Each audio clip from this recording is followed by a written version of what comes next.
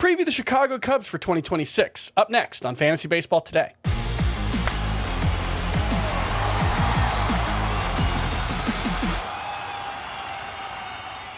Welcome to On the Beat, our mini team preview series here at Fantasy Baseball Today. I am Chris Towers, joined by Dave Kaplan. Cap, a radio host for ESPN Chicago, also has his own YouTube channel, The REKAP, REKAP with a K. Make sure to give him a follow on X, The Cap Man.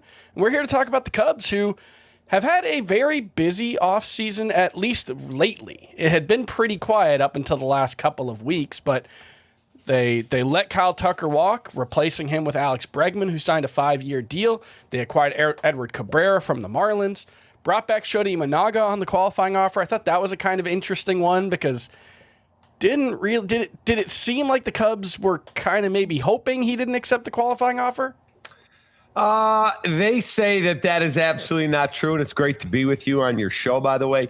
The Cubs push back on that narrative that they were, please don't take it. Please don't take it. We just want the draft pick.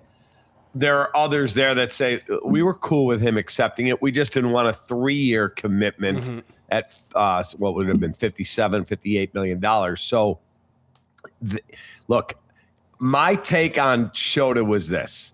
He had a really good first year. Last year, he got injured. He wasn't great. But in the biggest moment that you've played in, let's call it since 2017 when you lost in the NLCS. In the biggest game you played, Game 5 in Milwaukee, you are one step from playing the Dodgers for a shot to go to the World Series.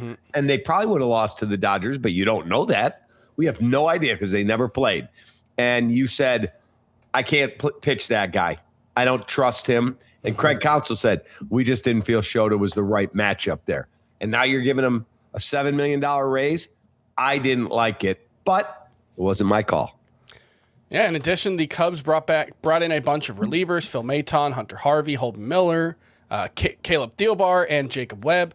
Do we still think Daniel Palencia is the favorite for saves here in Chicago? I was talking with you before we went on the air, and one guy that I neglected to say to you before we should talk about, and you gave me the opening to do it here, is Hunter Harvey.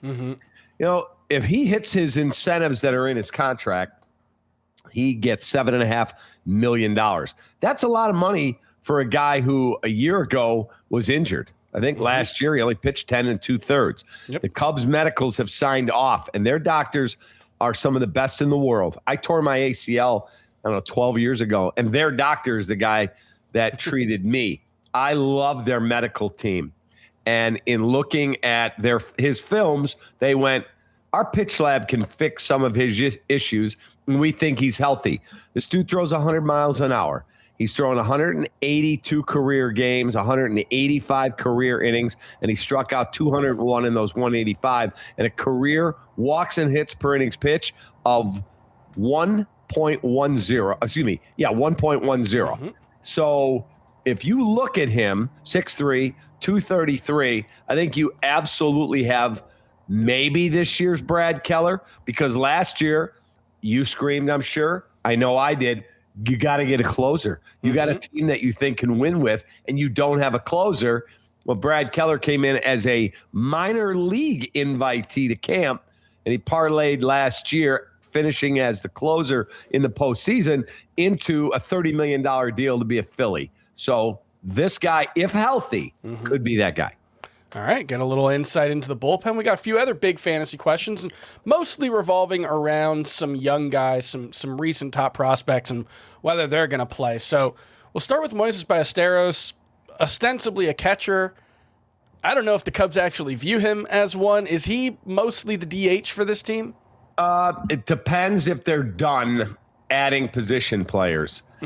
Because is Shota going to play 162 games in right field? I would be willing to bet you that he will not. I think he'll play a lot unless they go get somebody. I know they were engaged on Cody Bellinger. I don't think as seriously as others have reported, but Cody Bellinger signed with the Yankees, so he's off the board. Is there a trade they could make? Do they go get somebody else's outfielder. It's getting a little late in the game to go out and make a blockbuster type trade. I mean, it can always happen. I think you're going to see Matt Shaw get some opportunities in right. You'll see Shota in right. There's a number of ways that they can go here. Kevin Alcantara can get opportunities as a fourth or fifth outfielder. But in looking at Ballesteros, I don't think he's a great catcher. I don't think he's your number one or two catcher by any stretch of the imagination. But that dude's here because he can hit. He can really rake. I was there last year in Milwaukee when the Cubs had the bases loaded, and they're facing Freddie Peralta, and he hit one in the gap. I'm talking a rocket to clear the bases in a rivalry game where you're fighting for first place, and that dude can hit. So is he Kyle Schwarber? No, but think the same model. Schwarber was drafted and developed as a catcher. Absolutely not a catcher, but he can hit. All right, and then you mentioned Matt Shaw potentially getting some playing time in right field. Is the plan here just that's your plug-and-play guy everywhere around the field, and is he going to play close to every day?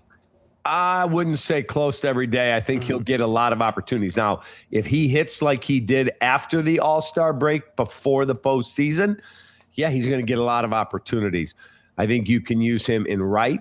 You could give Ian Happ a day in left. He could play there. He could give Bregman a day here and there. He could also give Nico Horner a day here or there, or if Nico gives Dansby a day here or there, I think you'll see a lot of opportunity for Matt Shaw to play. I don't think they're going to trade him. The only way they would ever move him is if you said, okay, we'll give you our top prospect because they love him, and trade him to Pittsburgh or Boston or somebody like that for one of their top prospects. I don't think that's going to happen. I think they're going to use him. Now, if you tell me they signed Miguel Andujar, who they have been engaged on, well, now you start to get into a numbers game.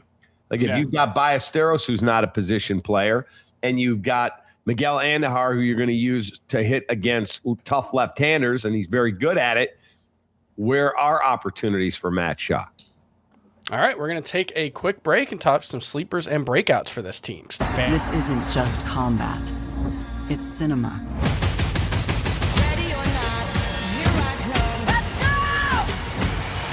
Are you not entertained? The new home of UFC, Paramount Plus. Welcome back to Fantasy Baseball Today. I'm Chris Towers. We're here with David Kaplan, and we are talking about the Cubs for 2026. Cap, give us a sleeper for the Cubs in 2026. Wow. I was thinking about this question because I knew you were going to ask it. And is Seiya Suzuki, being an everyday right fielder, a sleeper? Because people a year ago, if you remember when they got Kyle Tucker, everyone went, thank God we can make Seiya a DH and we don't have to watch him in the outfield. And he wasn't happy about that. He was not. And he did get opportunities because Tucker got hurt. And Tucker really had a rough second half of the season. So is he a sleeper as a right fielder? Maybe. I know he hit 34 home runs, I think, last year. He's got pop in his bat. He is a primetime hitter when he's right. That dude is really, really good, and he drove in a ton of runs for that Chicago Cubs team. Go back to Hunter Harvey. People hear, he only pitched in 10 games last year. Yeah, that's why he's a sleeper, because he's got elite stuff if and only if he can get on the field.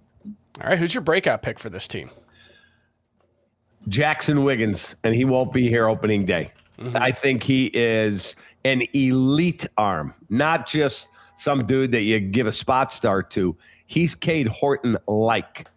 And the Cubs believe that's why they didn't trade him at the deadline last year, because they were engaged heavily with the Washington Nationals. And I was told by somebody who was in those discussions, who happens to be a friend of mine, he said, yeah, when the Cubs went after Mackenzie Gore and Joe Ryan, those were the two hot names in the street, and neither got moved because both teams were unrealistic in their ask, and they should be. If you're going to trade a good pitcher, you should get, a ton back. And I was told that the offer was, we'll give you Mackenzie Gore, but we want Cade Horton, we'd like to have Owen Casey, and we want Jaxon Wiggins.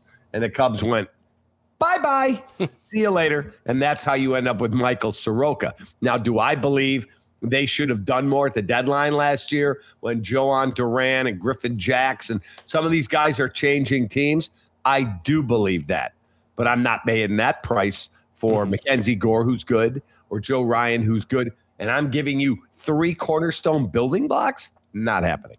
Yeah, Jaxon Wiggins, for anyone who doesn't know, 23-year-old pitching prospect, reached AAA last year, 11.2 K per 9, 2.19 ERA across 3 levels of the minors, including AA and AAA last season. So not going to be in the everyday or the opening day roster, but once you get to AA, once you get to AAA especially, you're always a couple of good weeks away.